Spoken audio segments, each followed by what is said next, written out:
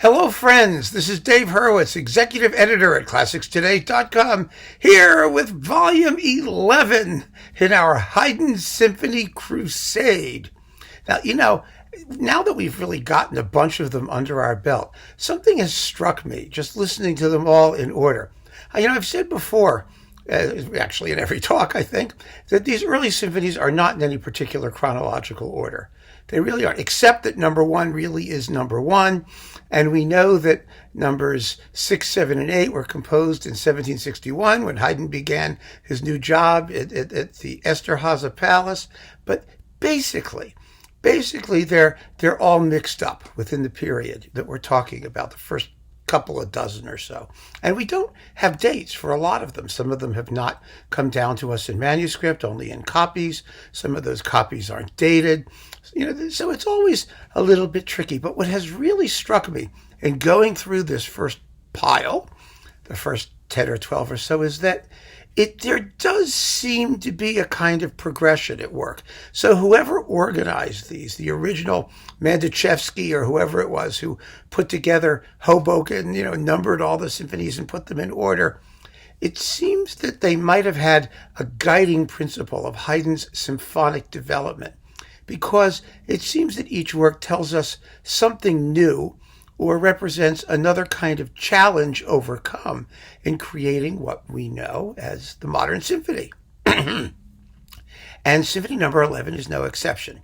Now, this is a 4-movement symphony. Most of the other earlier ones are in 3 movements, fast, slow, fast. But this is a 4-movement symphony that begins with a slow movement. That is, it's like number 5. And as I mentioned before, in connection with number 5, this is called church sonata style. It's called a church sonata because the old church sonata was a piece of music written for performance in church that contained no dance music, and that would usually have the pattern slow, fast, or something like that. Now, these symphonies don't do that. They're a little bit lighter in character. They go slow, fast, minuet, fast. So there's only one slow movement, and it's at the beginning. And, the purpose in putting the slow movement at the beginning, especially when you're working on this sort of smallish scale, is that it gives you an opportunity to write a work of greater seriousness simply by the way you arrange its parts.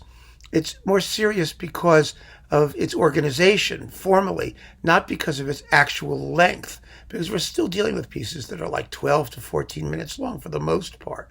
And so this was a wonderful concept in making the symphony a more serious kind of music without necessarily taxing anyone's patience. And these opening slow movements, this is an Adagio cantabile. These opening slow movements are on a very, very substantial scale for the kind of work it is. They're written in sonata form, as I've discussed many times, so I don't have to go over that stuff again. And they really are beautiful works. But Symphony Number 11, as all of the previous ones, has its special qualities. Now, in Symphony Number 10, I asked you to listen through the orchestral texture to the bass lines, because that was the symphony where Haydn really got his bass lines to be characterized so that you could hear stuff happening below the surface, stuff that mattered thematically. In other words, the tune is sometimes on the bottom, not on the top. And that was extremely important. But if number 11 has a guiding principle to it, it is this: counterpoint. And everyone goes, oh God, counterpoint, my God, fugues and canons and very complex and abstruse terminology. I don't mean that kind of counterpoint, because the classical period had its own idea of what orchestral or instrumental counterpoint could be. Now, Haydn wrote actual formal works in contrapuntal media. He wrote fugues, he wrote canons, he wrote all of that stuff, and we're going to hear lots of it. And he was able to make the symphony incorporate these things effortlessly. But there is a different kind of counterpoint that we're talking about. What I mean in this case is not a fugue. In a fugue, everyone has the same basic theme, and they just follow each other in however many parts you have, 3, 2, 4, whatever it is. and they all take turns playing the same tune, and there's a lot of hustle and bustle as it's going along. And then there are episodes that are not fugal, and then they do it again. These are called expositions. They let the fugue theme come in one after the other again. None of that's going to happen here.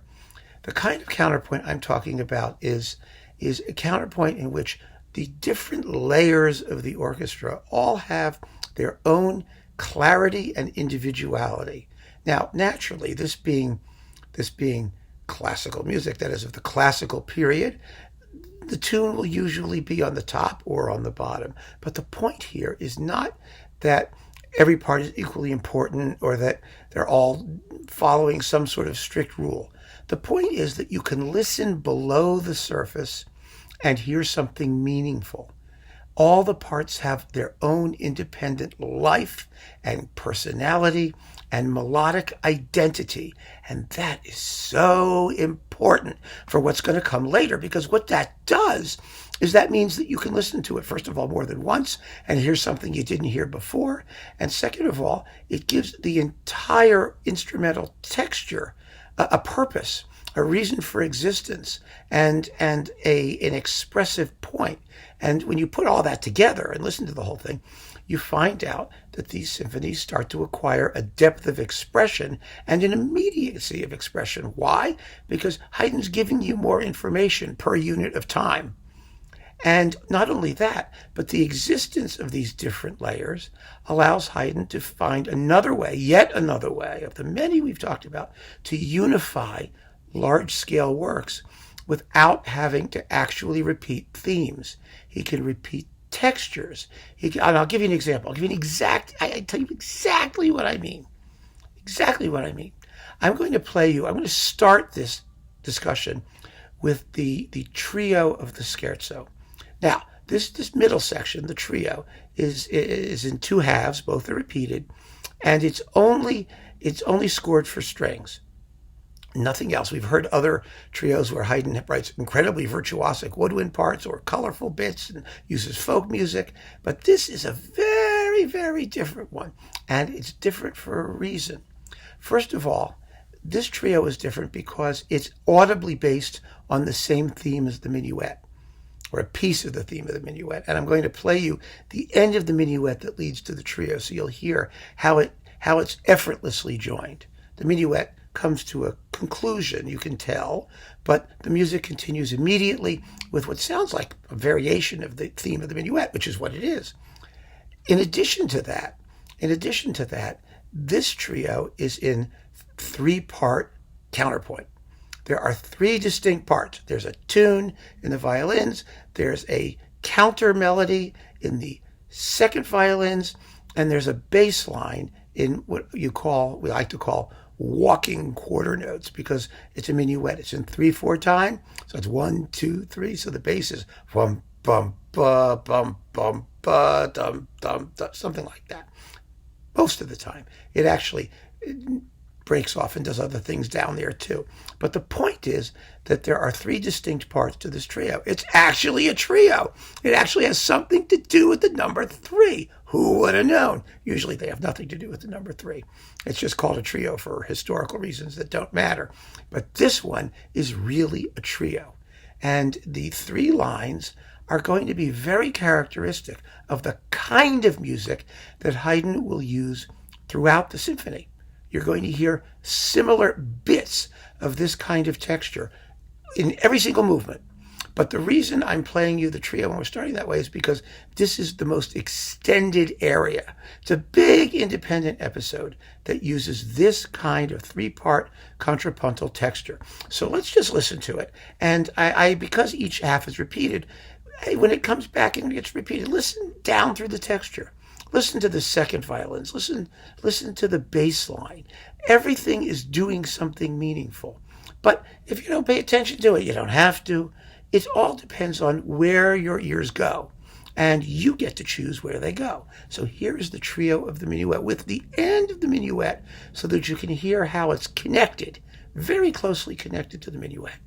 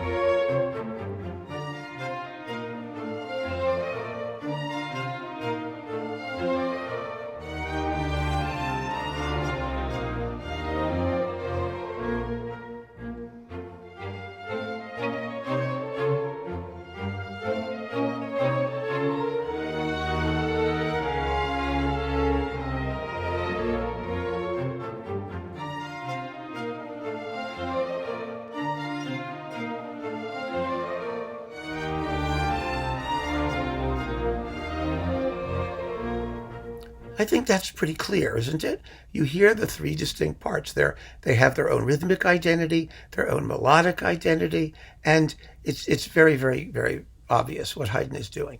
But there's a reason also that this trio flows so evenly from the minuet.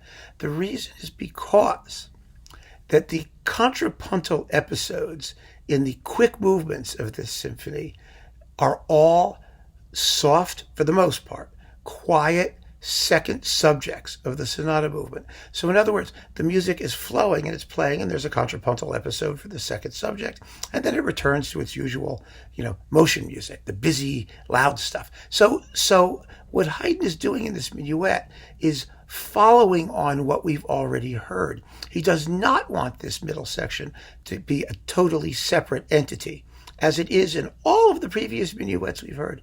He wants it to sound as though it follows on what we've heard before, because that's what he's doing in all of the other movements.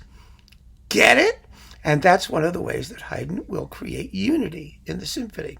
Another way that he creates unity, which is absolutely fascinating, and we will listen to some of these examples too, is by having a gesture or a motive that's common to all of the movements. In this case, the gesture is as simple as can be.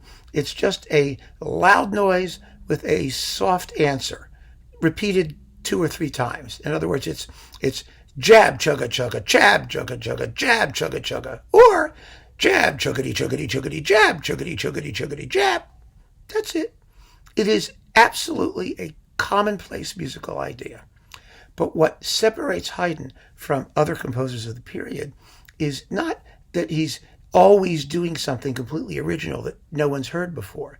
The originality comes from his use of commonplace elements of the musical language. It's not that what he's doing is different, as much as he's using these elements with a new expressive accuracy. The music is accurate. He uses them for a new purpose. And the purpose in this case is that we always hear a similar gesture at a similar point in all of the movements, except the minuet. The minuet is minuetish, but because of the way that the minuet is written, and the trio is incorporated, as we've just heard, in a different way. But he's able to take these very, very simple gestures and use them as unifying elements in the grand symphonic design. And that is new. That is originality. And I'm going to play you the jab, chuggity, chuggity, jab, chuggity, chuggity motive in the slow movement, then the quick second movement, and the quick finale. So you can hear exactly what it is, and you'll recognize it when it appears. I put little 5-second pauses between each of its appearances. Just listen to this. It's only a few seconds for each time that you hear it in each movement, but it gets into your head. And when it's repeated, you say to yourself, that sounds familiar.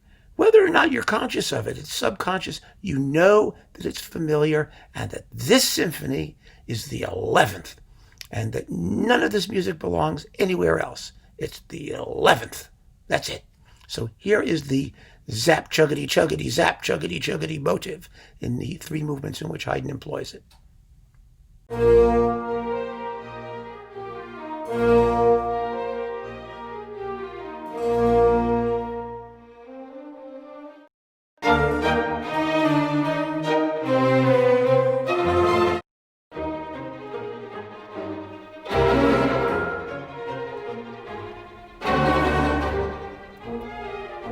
Simple as can be, right? Again, so simple, so easy, something that you might not even notice. And that's the point. I mean, Haydn's not out to wow you with obvious, sophistication or things that you're, going to feel kind of like silly if you say, oh, I heard that theme in the first movement, and you don't remember it. Or it's none of that. These are so basic. These are so simple, so elemental, that they effortlessly knit the music together into a larger form. It's fantastic the way Haydn does it. So those are the 2 things I'd like you to keep in mind when I play you the following examples. It's counterpoint, which I will say counterpoint in the superscript in the screen when you hear it, just to get you to pay attention to it, and then the the zap chugga chugga, which I will also point out when it happens. But, you've just heard it, and I'm sure you'll recognize it, but what the heck, I like doing these little superscript things. So first, let's begin with the exposition of the opening Adagio. Now, this music is extraordinary because, first of all, Haydn begins with the theme in the second violins, answered by the first violins. And then, as they join together, the counterpoint, they intertwine in a contrapuntal way. And so he's telling you that the normally subordinate parts are going to be just as important as the guys who usually get the tune. It's a wonderful way to open the symphony and a wonderful way to announce his purpose right from the start. And you'll hear it. You hear the theme initially in the second violins and then answered in the first violins. And you'll hear some of that walking bass line underneath. It comes and goes throughout this exposition. So listen to this beautiful opening exposition of the Adagio cantabile first movement.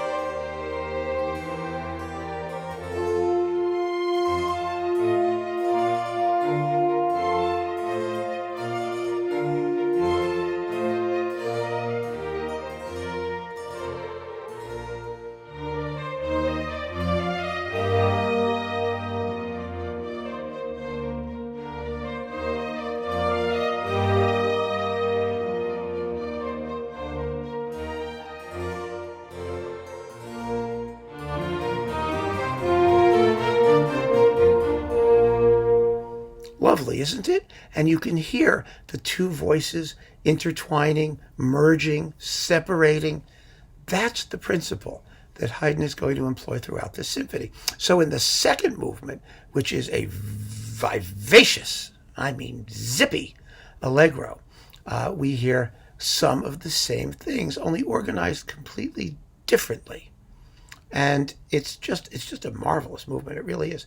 This symphony is scored, as most of these symphonies are, just for two oboes, two horns, and strings with bassoon, and in this case, a harpsichord continuo, as performed by Sinfonia Finlandia under Patrick Galois on Naxos, as we've been noticing.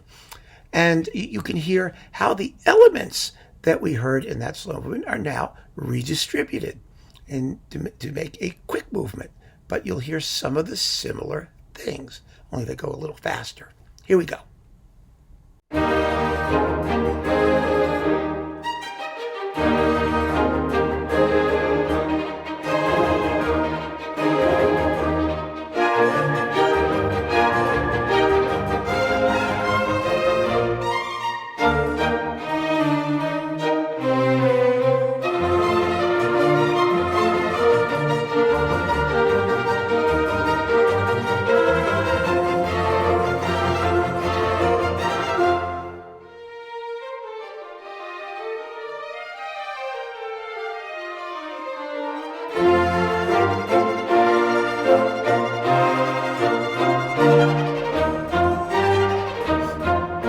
It's a very zippy movement, isn't it? The energy in these quick movements, these early quick movements of Haydn is fantastic. Absolutely fantastic. He was considered, I mentioned this before too, a noisy composer in his day because, my goodness, there had never been music with this kind of energy. People think that, Beethoven was the guy who had all the raw energy because the Beethoven symphonies have such animal high spirits, and they do. But we don't pay attention to the fact that earlier music had to, at some point, be more exciting than anything that had come before. And Haydn was the guy whose music was really more exciting than anything that had come before. It's fantastic. Now, we've already discussed the Minuet because we played the trio. So now we're going to go to the finale. And the finale, as is typical of the finales in these symphonies, somehow encapsulates the entire distance that we've come. It does that by emphasizing these common elements, the zap, chugga, chugga, zap, chugga, chugga motive. And, of course, the use of counterpoint and that stalking bass line. And it's marvelous that way. But again, no shared themes, no elements that would lead you to think that Haydn needs to jog your memory. You could listen to it all in real time without having to stop and say, oh, wait a minute, where did I hear that before? It all just goes in the present. But the present incorporates the past. That's the miracle of this music. So I'm going to play you the entire finale without exposition, and it has first half and second half repeats. So the entire finale without repeats, and you'll enjoy this delicious, vivacious symphony. Again, note just the extraordinary level of energy as all of these elements are recombined and reimagined to make a fulfilling conclusion to Symphony Number 11.